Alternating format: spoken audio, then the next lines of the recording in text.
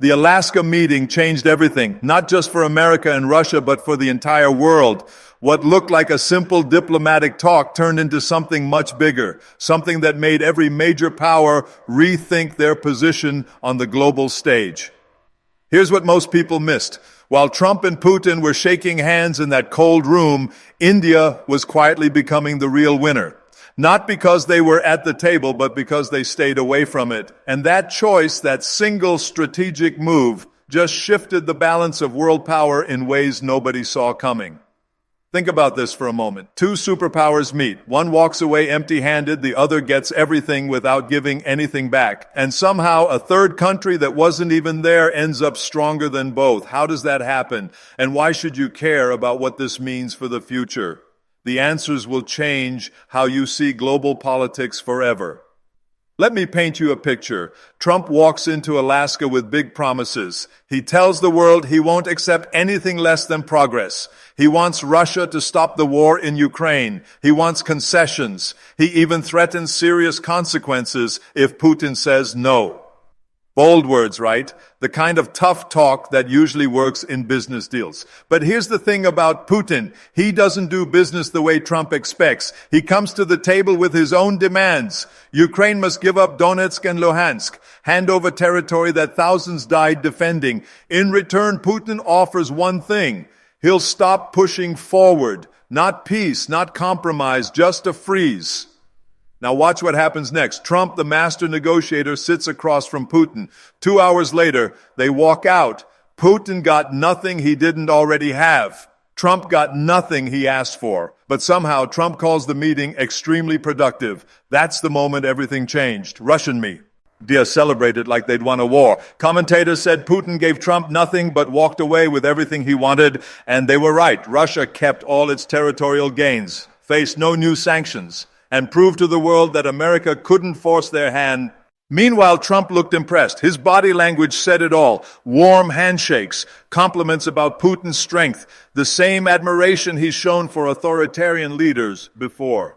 When respect creeps into diplomacy, power shifts, and not always in the direction you'd expect. But here's what makes this fascinating. The real impact wasn't what happened in that room. It was what happened after everyone left. See, when superpowers fail to resolve their differences, the pressure doesn't just disappear, it flows somewhere else. Like water finding a new path when the main river gets blocked. And where did all that pressure flow? Straight toward countries that refuse to pick sides. Countries like India. Now let me explain why this matters for India. When Trump's team realized they couldn't move Putin, they started looking for other ways to squeeze Russia, other pressure points, other leverage, and India, without meaning to, had become Russia's economic lifeline. Think about the numbers. India buys more Russian oil than almost any other country. Not because they love Russia, but because it makes economic sense. Cheaper oil means lower costs for Indian businesses, stable fuel prices for Indian families, billions saved that can be invested in growth instead of energy bills. Smart business, right?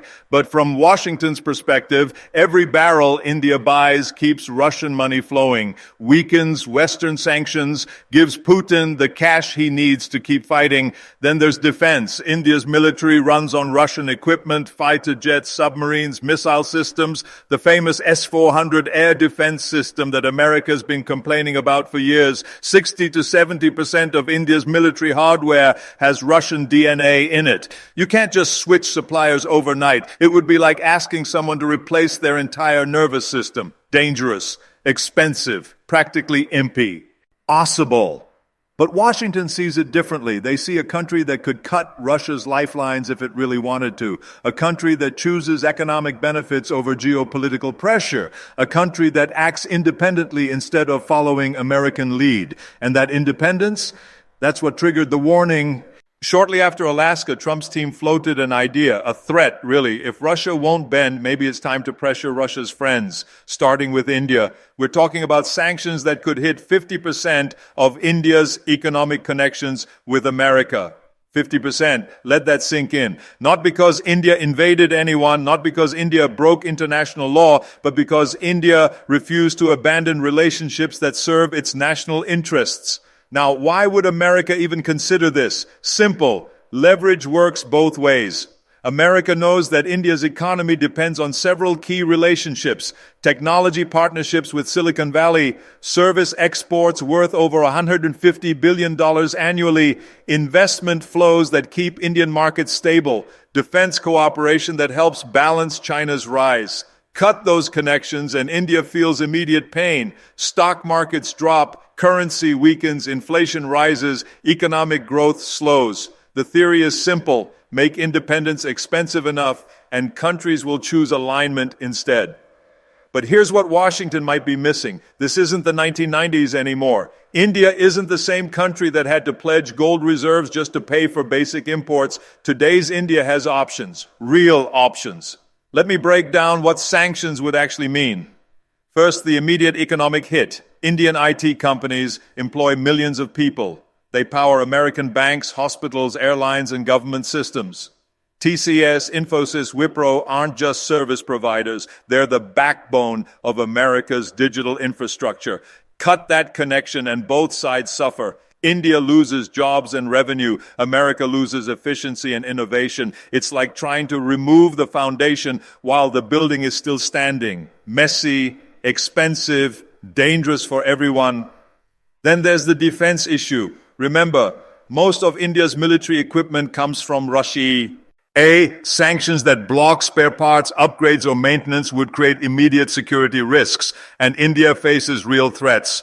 Pakistan on one side, China on the other, both watching for signs of weakness.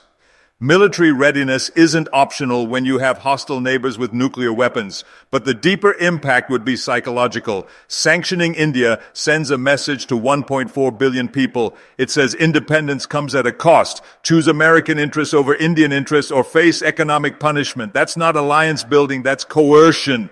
And here's what makes this dangerous for America. India isn't just another country anymore. It's the world's fifth largest economy, the fastest growing major market, the demographic center of global growth for the next 3 decades. Sanctioning India wouldn't just hurt India. It would hurt American companies that depend on Indian talent, American consumers who benefit from Indian innovation, American strategic interests that need Indian partnership to balance China.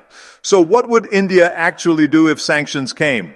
Let's look at the options. Option 1 is compliance. India could bend to American pressure, scale back Russian oil purchases, delay defense deals, align more closely with Western positions on Ukraine. The benefit? Avoid economic pain. Keep access to American markets and technology. Maintain the strategic partnership that helps counter China.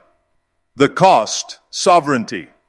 Because once you bend to pressure, you set a precedent. Tomorrow it might not be about Russia. Tomorrow it could be about China or Iran or any relationship that America disapproves of. For a country that built its modern identity on strategic autonomy, that's a steep price.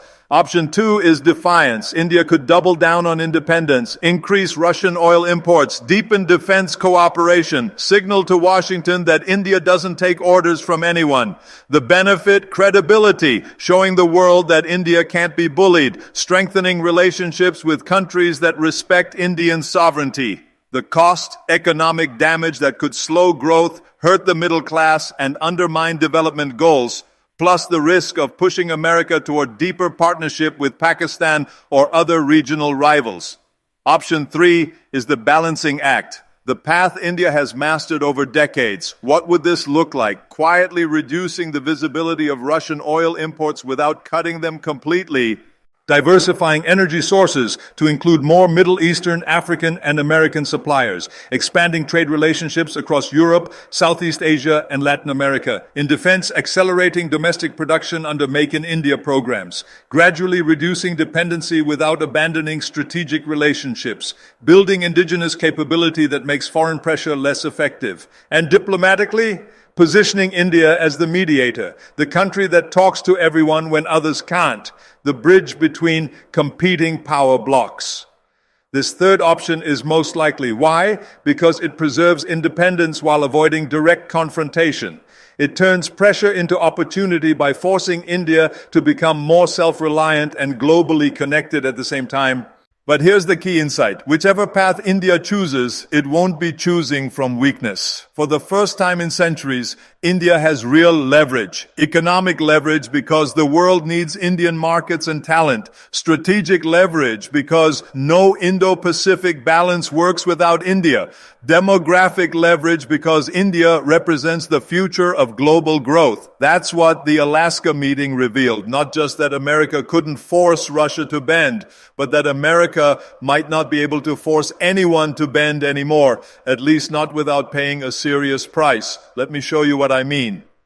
30 years ago, India was economically fragile, dependent on foreign aid, technologically backward, militarily weak. When the Gulf War sent oil prices soaring, India almost went bankrupt, had to borrow against gold reserves just to import basic necessities. That India could be sanctioned easily, forced into compliance, made to choose sides. Today's India is completely different, fifth largest economy in the world, projected to be third largest within a decade, leading in digital payments, space technology, pharmaceutical production, home to some of the world's most valuable companies and innovative entrepreneurs. This India has options. Sanctions from America. India increases trade with Europe, Africa, and Asia. Blocked from Western technology. India accelerates domestic innovation. Cut off from dollar-based systems. India expands alternative payment mechanisms through partnerships with Russia, China, and other emerging economies.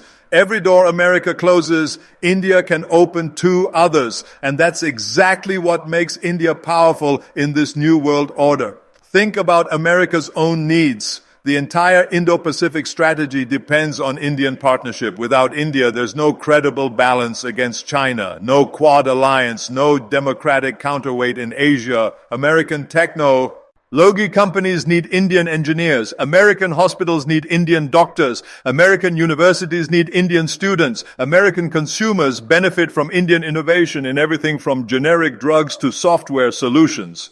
Sanctioning India doesn't just hurt India. It weakens America's own strategic position. That's the paradox Washington faces. The more pressure they apply, the more they risk pushing India toward the very countries they're trying to isolate. Russia, China, Iran, countries that would welcome closer ties with the world's fastest growing major economy. Now let's zoom out to the bigger picture. What we're witnessing isn't just about oil or defense or sanctions. It's about the emergence of a multipolar world, a world where no single country can dictate terms to everyone else. For 70 years, global politics worked on a simple principle. America sets the rules, allies follow them, enemies get isolated or punished. That system is breaking down, not because America is weak, but because other countries are strong enough to chart their own paths. India is the perfect example, big enough to resist pressure, connected enough to have alternatives, confident enough to prioritize its own interests over external demands. And the Alaska meeting made this crystal clear. When America couldn't get what it wanted from Russia, the natural response was to look for other pressure points, other ways to achieve the same goal. But what if those pressure points have their own power, their own interests, their own ability to push back? That's the new reality. Countries like India aren't satellites anymore. They're independent poles in a multipolar system. And sanctions? Sanctions are a tool from the old world. They work when you're dealing with small, isolated, dependent countries. They become dangerous when you use them against countries that have other options. Because here's what happens when you sanction a rising power. You don't weaken them, you force them to become more self-reliant, more innovative, more connected to alternative networks. Look at Russia after 2014. Sanctions forced them to develop domestic capabilities they never had before, strengthened ties with China, India, and other non-Western countries, created alternative financial systems that reduced dependence on Western institutions. Did sanctions stop Russia? No. They made Russia more independent. The same thing could happen with India. Sanctions might cause short-term pain, but they'd also accelerate India. as journey towards strategic autonomy, force faster development of domestic industries, push deeper integration with non-Western economies. In 5 years, India could emerge stronger, more self-reliant, and less dependent on American approval. Is that really what Washington wants? Here's what I think is really happening. The Alaska meeting wasn't just about Ukraine. It was a test of American influence in the New World Order. Can America still force other countries to follow its lead? Can pressure still work the way it used to? The answer, based on what we saw, is no, at least not with countries that have real options. Russia didn't bend. If anything, Putin looked more confident after the meeting than before. He proved that Russia could resist American pressure even when it comes from the very top. And now, by threatening India, America risks proving the same point again, that pressure campaigns against strong, independent countries often backfire. Because here's the thing about India. Every crisis has made it stronger. The 1962 war with China led to military modernization. The 1991 economic crisis led to liberalization and growth. The 2008 financial crisis led to deeper domestic markets. If sanctions come, they'll just be the next crisis that forces India to innovate, adapt, and emerge stronger. That's not weakness. That's resilience. And resilience in the 21st century is the ultimate form of power. So, what's the real lesson from Alaska? It's not about who won or lost in that meeting room. It's about what the meeting revealed about how power works in today's world. Old power was about domination, making other countries do what you want through threats and pressure. New power is about options, having enough alternatives that no one else can control your choices. India has those options now. Economic options through diversity.